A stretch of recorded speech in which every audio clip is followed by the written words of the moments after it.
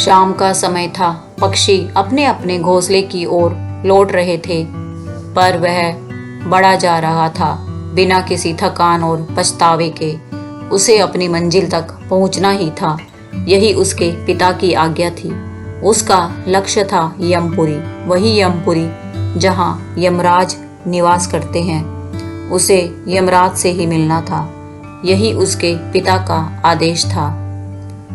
लगातार 3 पहर तक चलने के बाद वह यमपुरी के द्वार पर जा पहुंचा। वहां पर 2 यमदूत पहरा दे रहे थे। उन्होंने जब उस बालक को देखा तो आश्चर्यचकित रह गए। कौन है यह बालक जो मौत के मुंह में चला आया? दोनों सोचने लगे। उसमें से एक यमदूत ने गरजती आवाज में उससे पूछा, हे बालक, तुम कौन हो और यहाँ क्या करने आए हो? मेरा नाम नचिकेता है और मैं अपने पिता की आज्ञा से यमराज जी के पास आया हूँ, उस बालक ने दृढ़ता के साथ उत्तर दिया। दूसरे यमदूत ने प्रश्न किया, लेकिन क्यों मिलना चाहते हो तुम यमराज से? क्योंकि मेरे पिताश्री ने उन्हें मेरा दान कर दिया है। नचिकेता की बात सुनकर दोनों यमदूत हैरान रह गए।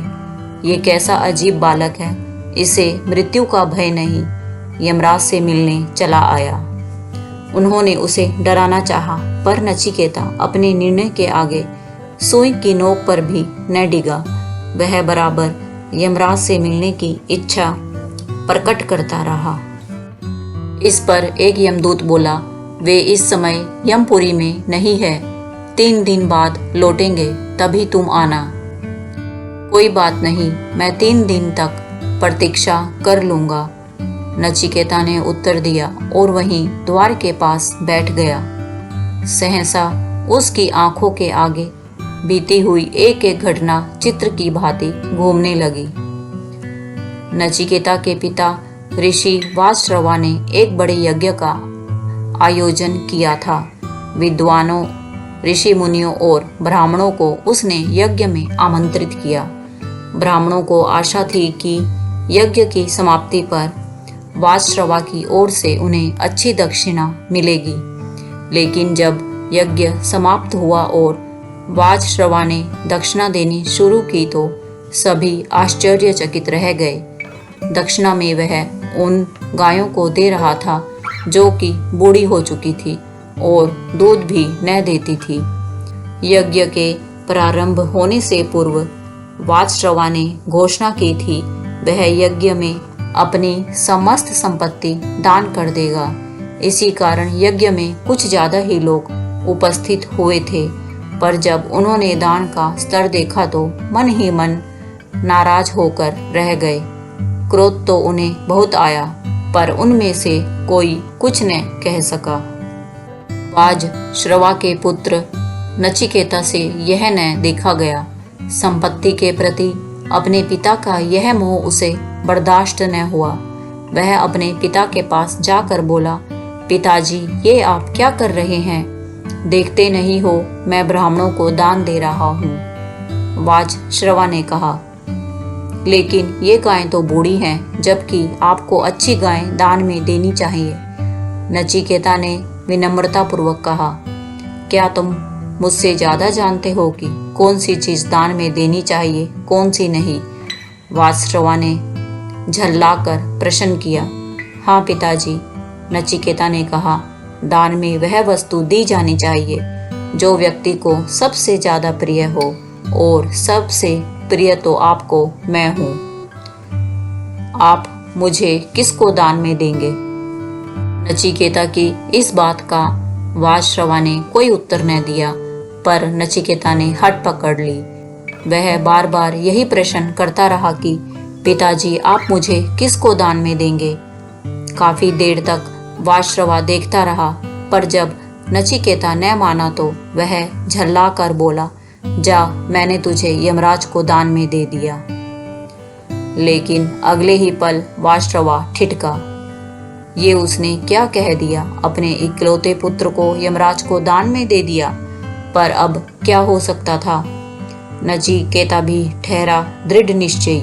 वह वहां से पीछे रहने वाला नहीं था।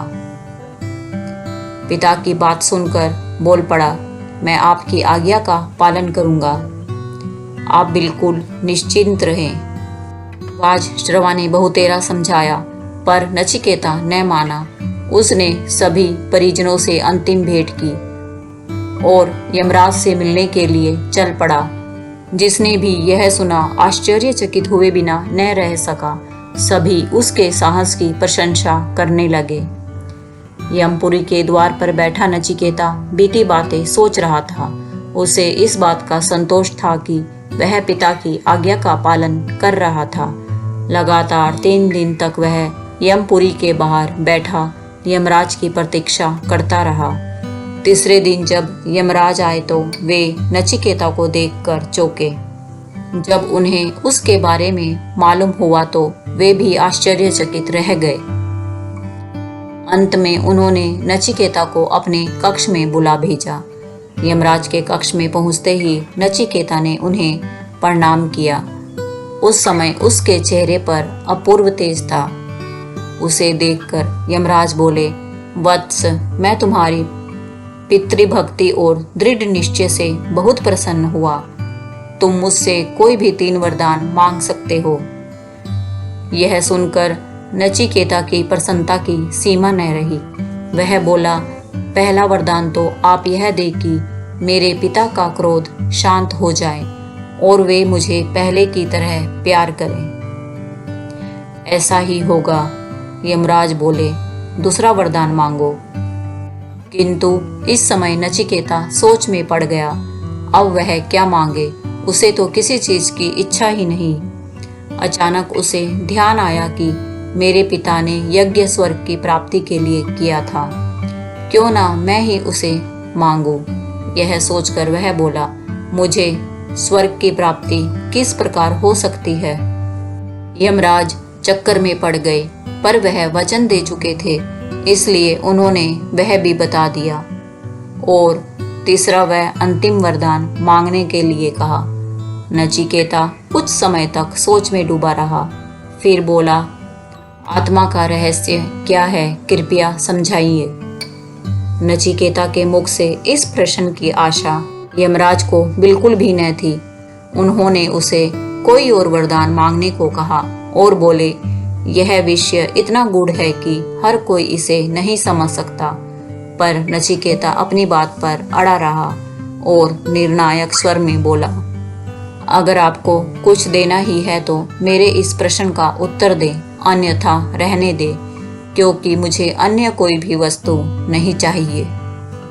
वे उसे आशीर्वाद देते हुए बोले, वत्स, ये ऐसा रहस्य है जो मैं भी नहीं जानता, पर यदि तुम ज्ञान प्राप्त करो और विद्या अध्ययन करो तो तुम्हें सिर्फ इसी प्रश्न का ही नहीं बल्कि संसार के सभी प्रश्नों का उत्तर प्राप्त हो सकता है, क्योंकि विद्या वह खजाना है जिसकी बराबरी संसार की कोई दूसरी वस्तु नहीं कर सकती। उसके बाद यमराज ने नचिकेता को आशीर्वाद देकर उसे उसके पिता के पास वापस भेज दिया। वहां से लौटने के बाद नचिकेता अध्ययन में लग गया, क्योंकि जीवन की सही राह उसे प्राप्त हो चुकी थी। उसी राह पर चलकर वह एक बहुत बड़ा विद्वान बना और सारे संसार में उसका नाम अमर हो गया। दोस्तों, उम्मीद है कहानी अच्छी लगी होगी। अच्छी लगी है तो इसे लाइक करें, शेयर करें और अभी तक चैनल को सब्सक्राइब नहीं किया है तो जल्दी से सब्सक्राइब का बटन दबा दें। धन्यवाद।